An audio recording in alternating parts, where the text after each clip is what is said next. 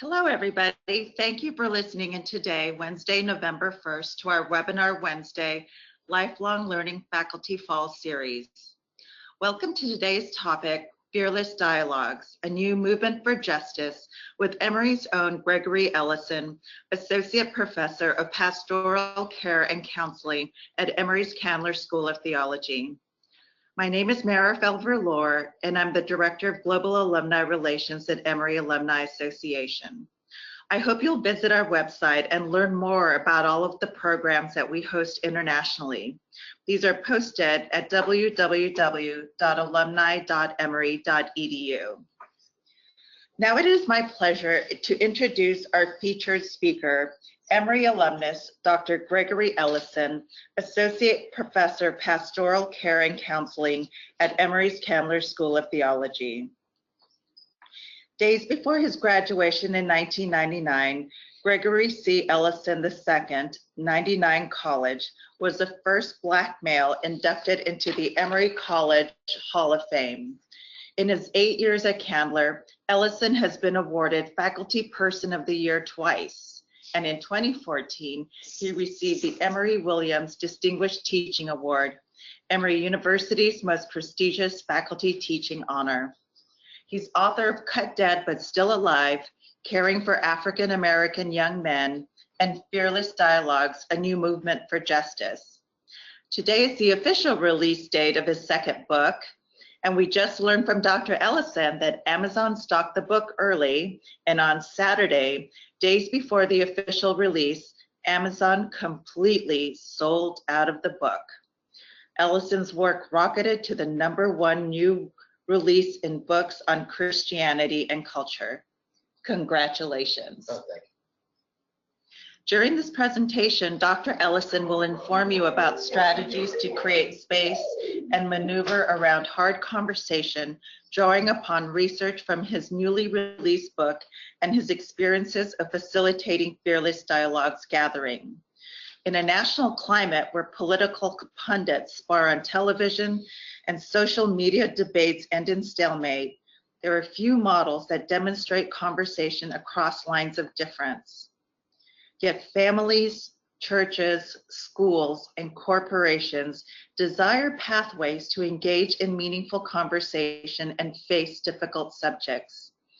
Recognizing this desire for community conversation, Gregory Ellison, 99 College, founded Fearless Dialogues, an organization that creates unique spaces for unlikely partners in heartfelt conversations on taboo subjects. Since its founding in 2013, Fearless Dialogues has gathered nearly 20,000 unlikely partners around the globe for community conversations in college classrooms, corporate boardrooms, church sanctuaries, and community centers. It's good to see you. Welcome to Fearless Dialogues. Are you ready for change? It's good to see you. Welcome to Fearless Dialogues. Are you ready for change? It's good to finally see you. And that may sound a bit odd because I'm sitting in a room with 7 or 8 friends, and many of you are sitting before your computers or logged in through your phone. So I can't actually see your face, but I got this invitation from Marifel and our friends over at Emory Alumni not long ago, but since then I've been imagining what our faces might look like as we gather digitally for this moment. I'm a person of faith, so I've also been praying for what our energy and our thoughts might be like when we come together to face some of the challenges that are before us in our country, in our communities, in our classrooms. So it is good to finally virtually see you. I also say it's good to finally see you for another reason. Whenever I have the opportunity to stand before a group of people, I recognize that there are also people in the room who may feel unseen. And I know full well the trauma, the heartache, the pain of being invisible.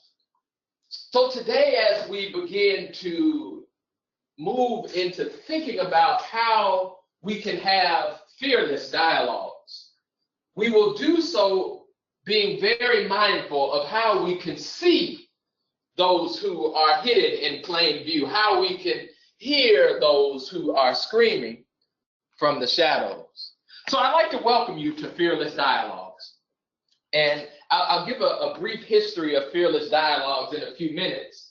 But Fearless Dialogues is a grassroots organization that seeks to create these unique spaces. And I'll say more about the unique spaces that we have created over the years. We create unique spaces for unlikely partners, people who don't normally sit together and think together and create together and dream together. We create unique spaces for unlikely partners to engage in hard, heartfelt conversations about taboo subjects. And over the years, we've talked to a lot of different people. As a matter of fact, in just 4 years, Fearless Dialogues has worked with over 20,000 people around the globe. And some of them have been literally gang leaders. Some have been corporate gangsters. y'all can laugh and talk in here. You don't have to be silent. And some have been students and community leaders and activists who are interested in creating a different way to relate to those who are in their midst. And so I'm grateful that we could gather together, those of us in this room and those of us around this go-to meeting, to have a hard, heartfelt conversation about some taboo subjects. Now, as Marifel shared with you, my book just came out, and so I will use this book as a resource to guide our conversation.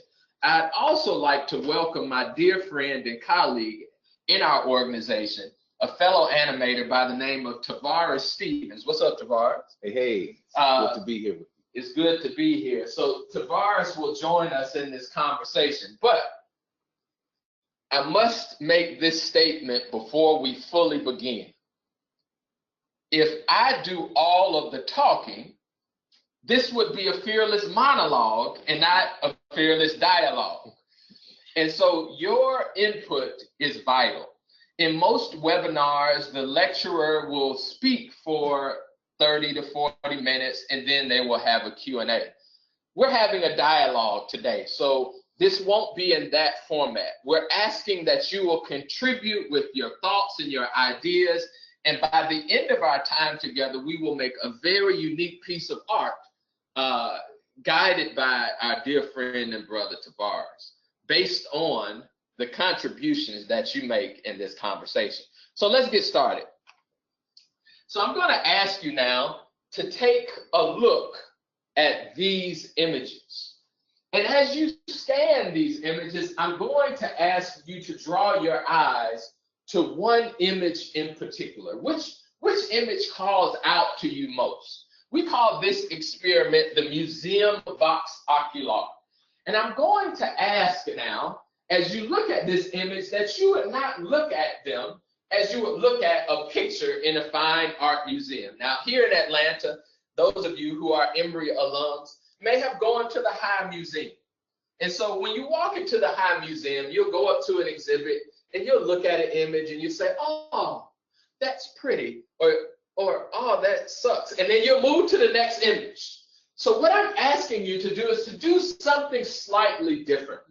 I'm asking that you would focus in on one image, and then I'd ask that you would begin to contemplate 3 questions.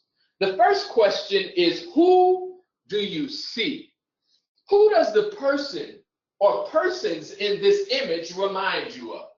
What memories does it conjure? Does this individual in this image remind you of someone that may be in your family, someone that may be a classmate that you had in elementary school or even here at Emory? Does it remind you of someone that you work with or the person that you bumped into at Starbucks? Who do you see in the image? But if a picture is worth 1,000 words, there are many stories and there's a back text to every image. So who don't you hear? Who are the people that are not being heard? What are the stories that are not being articulated in the image that you're focusing on? And finally, where is hope? It may look like an all despairing image, but do you have the capacity to see beyond what may be perceived as a crisis moment and find hope? So I'm going to ask that you take about 45 seconds and focus in on that image. And as you begin to answer those questions, I want you to begin to think about, who do you see? Who don't you hear? Where is hope? Let's just take a couple seconds. Couple of seconds. And so we're able to see your responses through our digital technology here. So I want to first ask the question, who do you see? Who does it remind you of? So I'll get our friends in the room to begin calling out some things, but we'll also ask the same of you on who are gathered on this GoToMeeting site. So type into your computer, who do you see? Who do you see?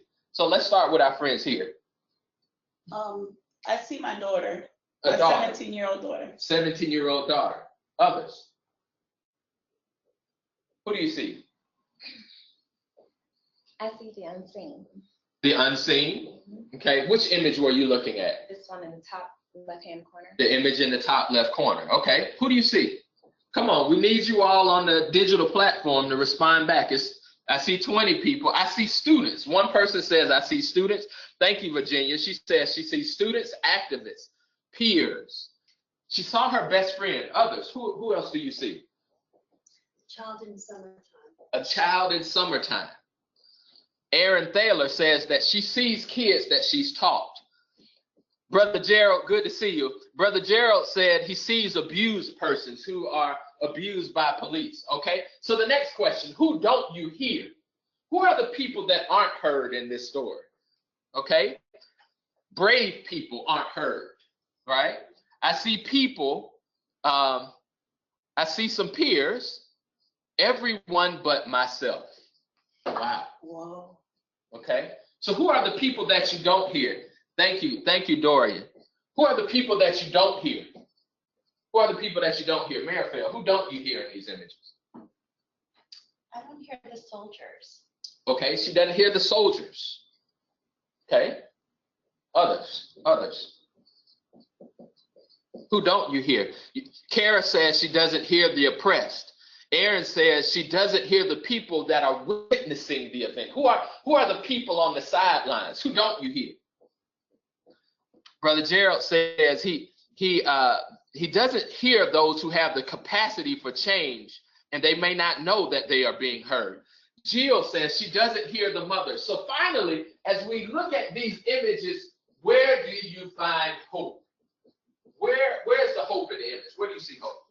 Looking upward and outward. Looking upward and outward. What's your name again? Elizabeth. Elizabeth says looking upward and outward, and she pointed to the young boy with the kite. Where's hope? Virginia. Virginia Tavares said she doesn't hear the people who want to be allies, right? Gerald says he finds hope in the fact that we are having this webinar today. I appreciate you, Gerald. Okay. Virginia says she sees hope in collectivity. Let's take one more. Where do you see hope? I see hope in the middle picture on the bottom, passion led us here, because that represents people making a change and following their hearts and doing something about it. Okay, so Reagan said that she sees hope in the fact that people are gathering, that and in anticipation of some change. Jill says that she sees hope also in gathering in one place. Now let me say a little bit about these images. We call this experiment the Museum Vox Ocular. Vox meaning vocal, ocular referring to the eye. The eyes tell a story. What happens when we take the time to see the images, to see the people, to really invest our time in critically examining the world around us and asking, who do we see here? Who don't we hear? Where is hope? As opposed to just flipping just through the channels or passing over people. What happens when we invest our time to see? and ask very important questions. So we use this experiment. I want you to imagine us outside of a church in Ferguson. And as they walk in, the people receive the same greeting that you received this morning. It's good to see you. Welcome to Fearless Dialogues. Are you ready for change? We did this when we were in New Orleans working with gang leaders. You see that image in the top right corner. And as they walked up, there were these images. And we asked them these three questions. Who do you see? Who don't you hear? Where is hope? And so what we did is we're beginning the conversation before the conversation, because we recognize that the name Fearless Dialogues is often intimidating to people, right? I don't want to appear as if I either have all of the answers or I have nothing to say. I don't want to appear as a bigot or as a coward. So people come in with anxiety. So what we seek to do is to create a unique space in which they begin to, let down their guard a bit and welcome new ideas of people who may be different from them. And so you will also notice that each of these images has a unique logo on it, which specifies the unique spaces that we have traveled. The image in the left is from the Institute and Youth Ministry at Princeton Theological Seminary. The image in the middle on the top is from Delta. The image to the top right is from Ceasefire, a gang intervention organization in New Orleans. The bottom left is an image from working with Marian Wright Edelman's Children's Defense Fund. The United Way in the middle, and believe it or not, we were invited to have a fearless dialogue with the Emory University Board of Directors. And so what happens when we create these unique spaces? Well, one thing is people bring fear into the room. And so what we have learned is that in order to create these spaces for hard, heartfelt conversations, we must navigate 5 fears. 5 fears that stifle meaningful dialogue. 5 fears that create stalemates. 5 fears that say, I'm going to retreat to what is most comfortable to me, right? So we've learned that in order to do this work, people must fear less. And so we look at the word fearless in a different way than most people might anticipate. We don't look at this word as a root word and a suffix, fear, and then the suffix less, because it is impossible to gather unlikely partners in a room who don't normally talk together and move forward without fear. That's what the suffix means. Less means without. However, if we view fearless as a compound word, right? And my kids love stop compound words, trash can, Yes. stop light, right? And so if we look at fearless as a compound word, it is possible to name the fears and move forward with less fear. How can we face these anxieties, these fears in a way with great courage? So we do that through not only naming the fears, but by creating a space with what we call experiments. And if these are experiments, I'm the mad scientist, right? And our animators, they're also scientists, and we're in what we call a laboratory of discovery. And the way in which we go about creating these environments for people to have these discoveries is we throw them into the deep end and we get them talking, right? Just as we did with our first experiment, It's Good to See. Just imagine, we were at Yale Divinity School in New Haven, Connecticut, and there were about 350 to 400 black and brown people. Most black and brown people they've seen at Yale in a long time. They all came onto the campus to have a fearless dialogue about some of the issues like mass incarceration in their community. And you know, as they gathered, there was a young man there who was from prison, and they allowed him to come in to participate with other members that were inmates in this local prison in New Haven. And as he walked in, I shook his hand and I looked him deeply in the eye. And I said, "It's good to see you, my brother. Welcome to Fearless Dialogues. Are you ready for change?" And you could see his head twist to the side a little bit. Like, what am I getting? I'm just here because they told me I had to come. Then he walked away, and about 10 minutes later, he came back to me and he said, "You are the first person that's looked me in the eye in months. I don't really care what you have to say for the rest of our time together. I feel like I received what I needed." So that first experiment is radical hospitality, just welcoming people in an unorthodox way into a space, right? The second experiment that you've experienced today was the Museum Box Ocular. We use music and we use art to move people into a different space. But we also recognize that people also fear the unknown. What is the unknown?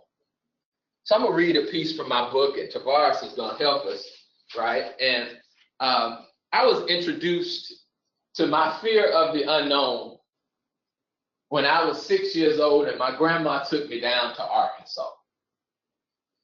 And I had to have a conversation with Country Dark. Now, I know a lot of y'all are city people, right? But my grandma's from Arkansas, and Country Dark is different than City Dark. Yes. And so I'm gonna turn the lights off in this room that we're in now. And even though the lights are coming in through the shades, I want you all to close your eyes. Those of you who are listening on this webinar, I want you to close your eyes, and I want you to travel with me into this dark and mysterious place. My cityfied eyes were unprepared for Country Dark. Under the expanse of an unlit sky, my 6-year-old hand was undetectable just inches from my face. Boy, it was dark. It was dark. Disembodied in this darkness, a shrieking chill shivered across my skin. And for the first 2 evenings, this unknown fear pulsed through my veins and stole my shut-eye. My shut-eye was gone. So as the sun lay down on day 3, she welcomed me to a most unlikely classroom, and she altered my vision for life. And now I began to see, if like for the first time. 3 days before my late night lesson, Grandma and I boarded a bus in Kansas City with 2 bags of clothes, a box of chicken, and a tin of oatmeal cookies. We were en route to her hometown in Arkansas. And as the bus rolled into town, I immediately noticed that there was no street lights to illumine the gravel paths in Grandma's old stomping ground. Just steps off the bus, I unsuccessfully sought to find my hand. I couldn't see it. It was blacker than 100 midnights down in a cypress swamp. Felt like I was in the womb again. After 2 eves of night terrors, Grandma took me out on the porch. It was the porch of her sister's shotgun house, and she opened her lecture with these timeless words. Baby, Country Dark is God's gift to your senses. But I couldn't understand initially. When the sun nestled down for an evening rest, she pulled out an old ice cream maker, and she told me to turn the crank. Ice crunched, rock salt crackled, and the dairy tin spun round and round. As I focused on the spinning tin, hypnotically, I entered into a time machine of sorts. And the darkness, the fear of it, began to disappear. The hour hand froze. The second hand slowed, and the ominous night became luminous. Then her lecture unfolded something like this. Greg, there's some things you can only experience in the denseness of the dark. The denseness of the dark. What do you feel? Do you feel hope? A flutter of lightning bugs' wings suddenly fanned my face as they twinkled swirled before me. That's God, Greg, bringing the stars of the heavens down to the earth. Down to touch our hands. Listen closely, baby. What do you hear? The sound. It was an outdoor symphony, like frictionless bows gliding across four-string violins, a chorus of cricket legs scratched out a most natural tune. The dark didn't seem so fearful anymore. Stick out your tongue, baby. Your taste buds can see too. That night she taught me how to taste the sweet kiss of coming rain. Cleansing. Then time unfroze. And what seemed to be milliseconds were actually hours. On that porch, my unknown fears melted away, and I slept like a newborn baby. 3 decades later, a pitch black night still smells like homespun ice cream. Okay, open your eyes, open your eyes, open your eyes, open your eyes. Okay, did you see it? Did you feel it? Yes. Did you taste it? Yes. Did you? Okay, so, all right, now, I want you to be mindful of your senses. What did you feel? Okay, let's talk. Let's talk. What did you feel? What did you feel? Love? Come on, I'm talking to you all out there too. What did you feel? Homesick for being little. Homesick. Virginia said she felt awe. Others, what did you feel? I felt warm. Felt warmth? Come on, Mr. Gerald, we're waiting on you. What did you feel? Right? Dorian says wonder and exploration. Okay? Others. I felt the wings from the fireflies. Oh, she could feel the wings from the fireflies. Yes, come on, I'm waiting on you. What else did you feel? What did you feel, Tavares? Peace. Peace. Peace. Reagan? I felt the dew of the night, Okay. the darkness. You felt the dew? Okay. Yeah. Mr. Gerald said he felt more safe and he felt less fear. Thank you, Mr. Gerald. Any others? What did you feel? Aaron Thaler says she felt the beauty of the dark. Ooh. Okay, let's take one more. Anybody? I could also feel the initial anxiety of the dark. Oh, yes. So give me your name one more time. Ty said she felt the anxiety of the dark. So that's my grandma, y'all. Oh, I love my grandma. So that's her holding my son's hand. She was 93 at the time, and my son was 3. My grandmother breathed her last breath in 2015. But she was a master teacher. And the reason why I call her a master teacher, my grandma had a 10th grade education. But whenever there was something difficult that needed to be talked about, there was always something else happening, right? So she was able to manipulate an environment for us to have a heartfelt conversation. So whenever I needed to talk about my girlfriends, she'd say, oh, come on, baby, let's go out and pick some turnips, right? And so we would have our fingers in the ground as I'm talking to her. And you know, when I had to take that first HIV test, right? Tavares? Amen. When I had to take that first HIV test and I came home and it wasn't a swab test. You had to wait a week when I took the first HIV test, and I was like nervous. And I came home, I said, Grandma, I don't know what I should be feeling. And she said, go on and stir that soup over there. Right? And so what Grandma was saying is that it's important to stimulate your senses in some meaningful ways in order to have hard conversations. It's really hard to have a really explosive conversation over good food. Yes. Right? Yes. Right? But we've also recognized that music and images play a vital role in transitioning people into hard conversations. And so we call the work that we do is we create this laboratory of discovery.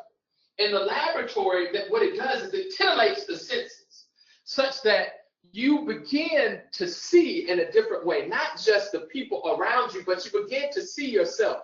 D.W. Winnicott is an object relations theorist. He's a psychologist, and he believed that when children are young, when they miss the security of their parent, they might cling onto a blanket, or they might grab their old raggedy stuffed animal to remind them of the security, the comforts of their loved one, right? But as we get older, there are also transitional objects, what D.W. Winnicott says, that remind us of places of comfort. Sometimes it may be food, other times it may be music. Now, Merrifield, have you ever been in the car, stuck in traffic on 285, and you're listening to a song, and all of a sudden that song says, man, I remember I was in ninth grade at the ninth grade dance when that song came on, and immediately you're not stuck in traffic anymore, you're in a completely different space. So what we do at Fearless Dialogues, and what I write about in this book, is ways to transport unlikely partners to different places such that they might feel security in a very unknown environment. Oh boy, Tavares, we're running out of time. The second fear that we recognize is the fear of strangers. The fear of strangers. You all see this image of a hoodie. Trayvon Martin wore a hoodie. And it just so happens that in 2013, when my first book came out, it was 6 weeks before the Zimmerman verdict. And so our country was in a hotbed of fervent around issues of race and class. Police brutality had not come into a place where it was common language in the media, because Ferguson had not yet happened, but something was simmering beneath the surface. And I put out a book 6 weeks before all the shit blew up, right? And so what happened is, because now I wrote a book, I'm a professor at Emory, it's a very timely issue, somehow I became a national expert on how you work with young Black men. So the folks here at Emory were sending me around to talk to folks at the Washington Post and the Associated Press and NPR. And I just got fed up having all these conversations with pundits who were saying, oh, this is not going to work and that's not going to work. And so on one radio station, I just said, let's all get together and talk. We're meeting at Emory. Now, that was a problem because I didn't talk to my dean first. And so it just so happened that a week after the Zimmerman verdict, we put out this call to action. And over 300 people showed up at Emory. Unlikely partners. Now, of course, there were the usuals that you might expect. It's a Saturday, but to get 300 people out to Emory on a Saturday, that means something is really going on. But there were students and there were teachers, right? Faculty members. There were folks from the hospital, right? Our associate provost was there. Of course, my dean was there, right? But it gets a little stranger, right? Because there were also single parents that came, and city councilmen and judges, and factory workers that had just got off at UPS were there, right? But it gets even stranger because there were also foundation executives there and drug dealers in the room. Now, I invited the drug dealers, but you know, the drug dealers were in the room. Emory police was also in the room. So, you know, it was a very unique cast of characters that gathered for that conversation. And what we recognize is that if you create an optimal space, people will begin to talk. But what will they talk about if they don't recognize the strangers in the room? Everybody was given a name badge. And the name badge did not have their title on it, Ty. The name badge said, my gift is I am an educator. I am an activist. I am an artist. I am a connector. I am a healer. So in that type of situation, the strangers begin to connect, right? And something very unique happened. One of the judges put on the tag that said healer. And we asked all of the healers to sit in a circle. Would you believe that one of the drug dealers put on a tag that said healer? Now, if the drug dealer had seen a tag that said Judge Joe Brown, the drug dealer would have gone way to the other side of the room. But in this very unique space, the strangers begin to connect in very authentic ways around a gift. The judge said, before I offer my verdict, I always either go to my chamber or turn my chair and say a prayer for the family. And then I give the verdict. And then the drug dealer told his story. And as we were walking out that day, 1 hour after the conversation had completed, that's how we know we've done our job, because people don't want to leave. They want to keep talking. The drug dealer said, this felt like heaven. All these different people gathered. But this is the first time I could tell my story and not be judged. At that point, we recognized we had something. And so we've designed various experiments to navigate the fear of strangers. And if you pick up the book, you can begin to examine the different types of strangers that are in any given room. Public strangers, familiar strangers, intimate strangers, the stranger within. I utilize the resources of social psychology and theology to begin to examine how do you engage with strangers that are in your midst. If we don't have time, read the book. Okay. All right. So everybody, if you all in the room could just repeat after me so our friends online can hear it. Plop, Plop, plop, plop, plop, plop. What does it sound like? raindrop. Like a raindrop? Others? What does it sound like? That dripping faucet. Those of you online, what does plopping sound like? What does plop sound like? You know, some people have said Alka-Seltzer, right?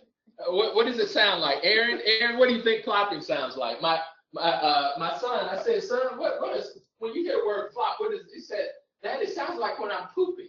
That's why I laughed. I was trying to find a way to say that. It just plop, plop, right? Okay, so Aaron is with us. She said, laugh out loud. I agree with your son. So, plopping. Have you ever been in a classroom, a meeting, right? Your own table at your house, and you've gone out on a limb to offer your most authentic truth, and you share it fearlessly. And then all of a sudden, you share your truth, and then it plops on the floor. It just floop, just hits the floor. And then everybody looks at it, and they point at it. But nobody says a word. So this happened to me in my PhD program at Princeton. I read, you know, I'd done my homework, you know, and I offered my insight. And it just plopped. And everybody looked at it. And it felt like one of those Charlie Brown, you know, one of those moments. And everybody stared at my truth. And it felt like somebody was sticking a knife into me. And it got even, they twisted the knife when, after I finished speaking, everybody looked at me and changed the subject as if I had not said a word. And then 5 minutes later, somebody else sitting at the table said the exact same thing I said. And they said, man, that's brilliant. And at that point, you recognize that you're invisible. It's not that your truth was not heard. It's the fact that people don't value enough to see you as having truthful things to say. And so in this part of our work, we turn people to this very explosive quote by William James. So Tavares, could you read that out for us? No more fiendish punishment could be devised, or such a thing physically possible, than that one should be turned loose in society and remain absolutely unnoticed by all the members thereof. Absolutely unnoticed. If no one turned around when we entered, No one answered when we spoke, or minded what we did, but if every person we met cut us dead, and acted as if we were non-existent things, a kind of rage and impotent despair would before long well up in us, from which the cruelest bodily torture would be a relief. No more fiendish punishment could be devised were such a thing physically possible that one should be turned loose in society and remain absolutely unnoticed by all the members thereof. If no one turned around when you entered, answered when you spoke, or minded what you did, before long a kind of rage and impotent despair would well up in you, from which the cruelest bodily torture would be a relief. How does it feel to be cut dead? Let's talk. How does it feel to be cut dead? How does it feel to not be seen? How does it feel when you, come on, I need you all to start typing in. How does it feel to be turned loose in society and be absolutely unnoticed? How does it feel when nobody pays attention to you when you enter? How does it feel when nobody answers when you spoke? How does it feel when nobody minds what you do? How does it feel? Let's talk. It feels hurtful. It feels disrespectful. It feels like you're insignificant. It feels like that's the worst feeling that a person could have. How does it feel? How does it feel? Hopeless. It feels hopeless. How does it feel? Humiliating. It feels humiliating. How does it feel? It feels too familiar. It feels numbing. How does it feel, Ty? It feels like what it is. It feels like nothing. If you feel like nothing, how does it feel, Aaron? Shrinking. It feels like you're shrinking. Virginia says it makes you feel like you should not even exist. Reagan, how does it make you feel? Sad. It makes you feel sad. What we do at Fearless Dialogues is we turn attention to the people who feel the rage, who feel the despair, who feel disrespected, who feel insignificant and hopeless, who feel like this is much too familiar of an experience. That I'm so sad that I feel as if I don't even exist.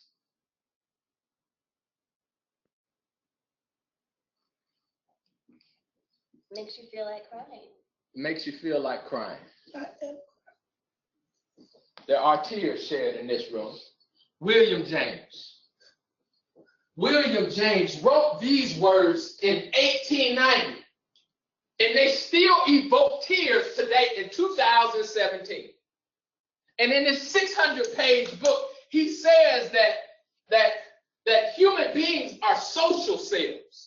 That we have an innate need to belong, that we have an innate need to be in relationship with others. And when we are disconnected from people because they choose not to see us, something in us begins to die. We feel cut dead. Now, you know, when I'm working in urban sectors, right, Tavares, I often tell my folk that, you know, William James was a thug. Right? Because even though he was teaching at Harvard, he utilized slang terminology. Cut dead literally means to be snubbed completely or deliberately ignored. What does it mean to be snubbed completely, to be deliberately ignored, to be cut dead, but you still live? You're still living. You still have hopes. You still have dreams. You still have ambitions. Yet people are making you lifeless, like you don't exist. And so at Fearless Dialogues, we seek to create this incubator where people can be held in the midst of plopping, and that they will begin to recognize that we can value the humanity of the people who are sitting right in front of us. We will see you today. Oh man, I'm getting excited. Yes. Okay, we got to keep going. The fear of appearing ignorant. Now, I teach in a classroom at Candler School of Theology weekly. And one of the things that you recognize is that when people enter into conversation, there's always this looming fear that I am not enough, that I am ill-equipped, right? That I am unprepared. There's this fear of being seen as ignorant. Now, the interesting thing is, how do people deal with the fear of appearing ignorant? One, they either shut down and they say nothing, or they fill the space with empty words. They just talk about a lot of shit that don't nobody really care about because they feel so uncomfortable, right? And so when you fear appearing ignorant, we see this in a couple of ways in classroom settings. Professors who fear appearing ignorant, Aaron, they talk all day long and they don't allow any questions. They just fill the space with empty words. Now, I grade papers a lot, Tavares. Students who fear appearing ignorant write long ass papers. I mean, they write papers that just go on and on and on and on and on and on. And they never get to the point, right? They just fill the pages with empty words. In Fearless Dialogues, we seek to teach people how to listen deeply, how to inquire humbly, how to engage hard, heartfelt questions, such that when they speak a truth. And when they listen for the value of the story of the person before them. Our philosophy is that if you cannot see an individual as a human being worthy of your respect, there's no way that you can hear their story as valuable, as something that you can learn from. But if you can begin to see a person as worthy of your respect, if you can begin to value their story, regardless of how different they are from you, regardless of their educational attainment, regardless of their who they choose to love, regardless of their faith beliefs, if you can begin to hear their story as valuable, then we create an environment where we can work towards change. Which leads us to our final fear. The fear of oppressive systems.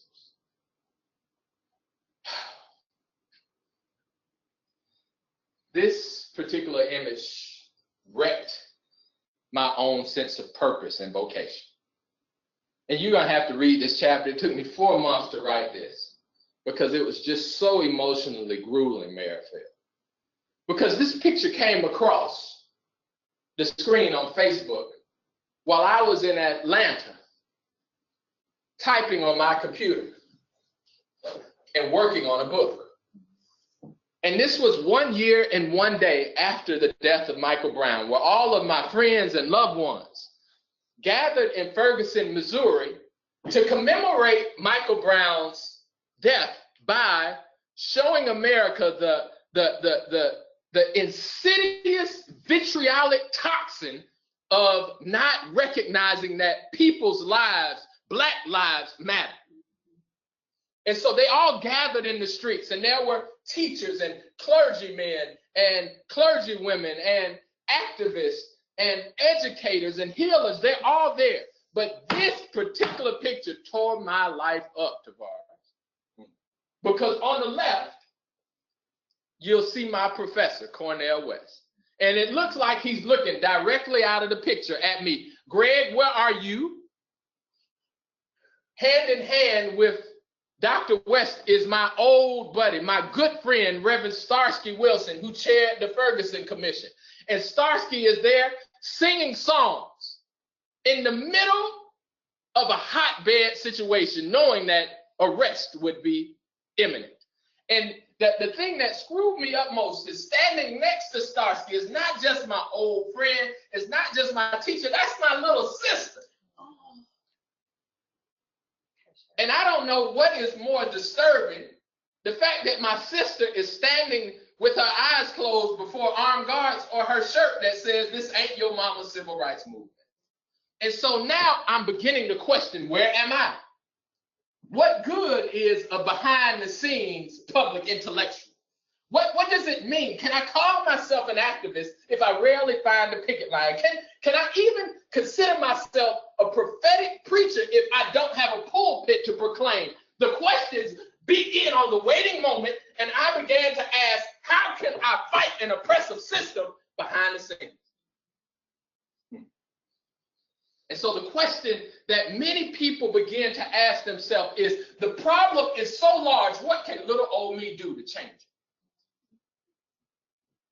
And so our approach is rather radical. We ask you to change the 3 feet around you. Change the 3 feet around you. My auntie, and this may not be surprising to those of you all in this room or those of you listening. My auntie said when I was a little boy, I said, "My Daddy, how can I change the world?" She said, "I don't know how you can change the world, Greg, but you can change the 3 feet around you. You can change the 3 feet around you as you see the people in the checkout line and you look them in the eye and you say, 'How you doing, Shaniqua?' And Shaniqua will look back at you and turn her head and say, 'You're the first person that talked to me in eight hours. I've been standing on my feet all day and nobody called my name or looked me in the eye.' You can say, 'How are you doing? How's your family?' What happens when you begin to see the people that are in the closest proximity to you, the public strangers and the familiar strangers and the intimate strangers? What happens when you see? And not only what happens when you see, what happens when you hear? When you hear their story. So our challenge is, in the next 3 days, see 3 people that cross within your 3 feet. Don't just pass by the person at the water cooler or at the coffee station. Hear their story. At the bottom, you'll see 60,000 feet and counting. We're so fortunate that we've offered this challenge to 20,000 people in 4 years. That's 60,000 feet. That's 20,000 3 feet. 3 feet. Yes. 3 feet that are being changed. We're putting a crack in a large oppressive system that chooses not to see and hear people. And so we want to end in a very unique way. Are those of you all online still with us? If so, just put an exclamation point and we there you go. Okay. So you all have given us words today. And these words have been fodder for our soul. But what you did not expect is that there is a genius poet in the room, right? And Tavares, in addition to being a great father, a very astute student at Candler School of Theology, an animator with fearless dialogues, he is a nationally renowned poet. And one of his gifts is that he can pull words from out of the clouds immediately and fold them into a poem. And so you all have given us dozens of words today about what you saw when you looked at the images, about what you did not hear when you looked at those images, about where you found hope and what did it feel like to be cut dead. And you also talked about what it felt like when you were sitting on that porch adjusting to the country dark. And so what I'm going to do now, do you need any music in the background? You want to just go a cappella? We can go a cappella. Okay. So Tavares and I, we love working together. So this is such a gift. And so what I'm going to do is I'm going to call out your words. For instance, under C, you put the unseen, the people you saw, the students, the peers. When you were talking about what it felt to be cut dead, you said it felt hurtful and disrespectful and insignificant and hopeless. So I'm going to call out some of these words to Tavares, and he will fold them into a poem, which he will entitle. Okay, could someone online give us the title for this poem? Someone Put it in the online. chat room. Give us the title for this piece. What should be a title? Okay, Larry was very quick on the draw.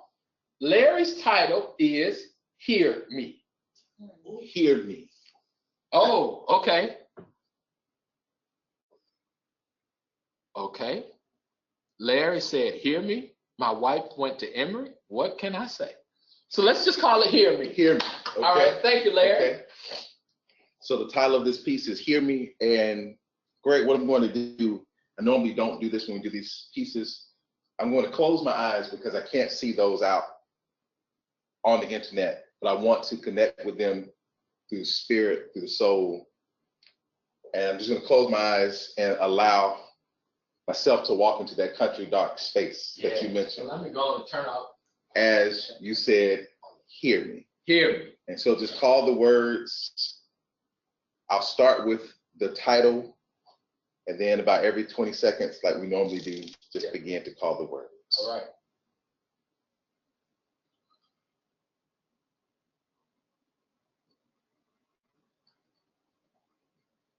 Hear me.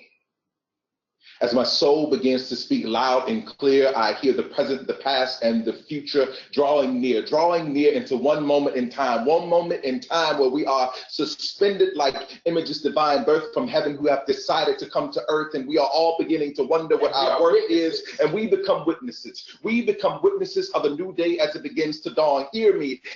I am like the seed that spawns and becomes not a walking embrace of evil, but I become a capacity for change. We all have the capacity for change if we simply allow our soul and our spirit to rearrange the reality that stands before us. And therefore our soul begins to implore us to believe and see and dream and be what we are called to be. As we are crying. We are crying because there are too many children dying, and I am crying because there are too many people with wings that are healthy that are afraid of flying, because it looks too familiar. It looks like angels have decided to be grounded, but I'm also astounded by all of those angels who have surrounded us. They've surrounded us, and they are reminding us that, like the wings of a firefly, that there is light in the midst of the night. There is light in the midst of the day, and we can become what we say. So hear me, hear us as we begin to understand that the beauty of the dark allows us to sit in the still silence and realize that we are the divine spark. We are the answer that came as arcs began to find themselves on dry land. We are women and men who are like God's hands, allowing us to understand that we must feel less, and as we can feel less, we begin to walk in a state of being blessed, not being blessed because we have more, but being blessed because we have began to implore ourselves to wonder and exploration. And if we imagine what it means to extend our imagination and reimagine this world as a place of exploration for every little boy and little girl who decided that they wanted to change, and they wanted to change because passion began to let them hear. Passion began to let them hear what can happen when we begin to see visions clear. So hear me now. Hear these sounds. Understand that even where you are, if you are sitting at your desk, your feet are on holy ground, because that is the place at which you stand. And I began to see myself. I began to see myself continuing to walk in the dark. I began to see myself. My light is beginning to shine brighter than the light of a billion sparks. Do you know that you too are brighter than the light of a billion sparks? So if our billions of sparks begin to come together, I'm no longer homesick. Imagine how we can weather every storm as we begin to realize that we need no longer be homesick, because we are the ones recalibrating north. See, heaven, that place of peace, is our home, but somehow we get lost in the midst of the earthly syndromes of feeling like we lack and feeling like there's no connectivity because we feel like there are no people who have our back. But understand that at your back are the sound of a billion prayers. There are soldiers. A billion prayers that are reminding us that with every step that we can get there. See, if we can become warriors who answer the call to walk in states of prayer and contemplation, we'll understand that we are soldiers changing this nation. We are changing it by our bravery. We're changing it because we're understanding that we must be free from the mental slavery that makes us think that we are separate and we are enemies, but there are allies all around us. Allies all around us. You see, it begins to astound us what happens when we allow the silence to drown out the noise. And I no longer fear the dark. Remember the dreams that we had as those little girls and little boys that were like nightmares that we had, and they began to be daymares, but we began to understand that in the midst of that country dark, that there is no need to fear it, the dark, because we are billions upon trillions of sparks. And there's love. And in the midst of this light, I finally did begin to understand that there is love. There are mothers. That there are mothers and there are fathers who are crying out in prayers like whispers from angels falling from above to touch this ground on which we stand. So we're learning to see. If we feel like we need help, we need to learn to see that the hand that sits to the left and to the right of us is the hand of help that we need. Or maybe we can begin to understand that if we sit to the left and right, we can hear ways that we can answer all of the needs. And we are learning to draw near, learning to see with vision clear, because we finally closed our eyes and we began to realize that each fearless dialogue helps us to walk in understanding change. So we thank you for this webinar. So we thank you for this webinar. We hope that that sacred space in which you stand, you have decided to rearrange and proclaim that you will feel less. And there's 3 feet. You will feel less of the 3 feet in front of you, because in front of you stands another image of beautiful and marvelous light. Use your 3 feet to change every wrong into the most blessed right. Oh, yeah. What a gift it was to be with you all. Pick up the book, Fearless Dialogues, on Amazon. Check us out, www.fearlessdialogues.com. Thank you, Emory Alumni Association, for having us. Thank you, Tavares. Thank you. What a gift Thank it you. is. Thank you, Mayor Fair. Thank you so much, Dr. Ellison and Tavares. That was an extremely powerful and moving Fearless Dialogue conversation. We're ready. We are ready. So for more information on Fearless Dialogues, please visit www.fearlessdialogues.com. And before we end this program, I'd also like to remind all of our listeners that the Emory Alumni Association programs are posted on our website at www.alumni.emory.edu. You can also find podcasts of all of our faculty lectures on iTunes. Thank you all again for joining us today. And thank you, Dr. Ellison and Dr. Tavares. We are ready. Let's do it.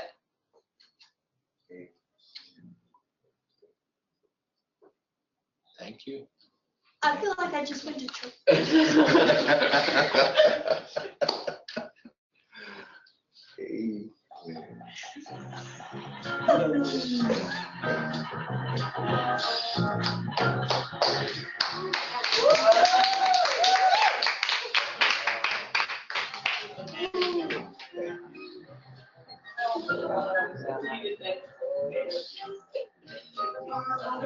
Giving us the opportunity.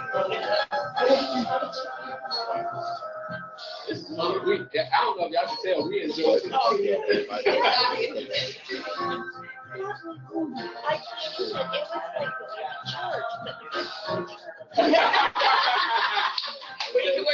That's not a good question.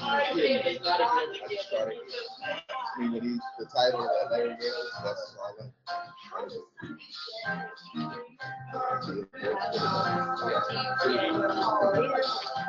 So we work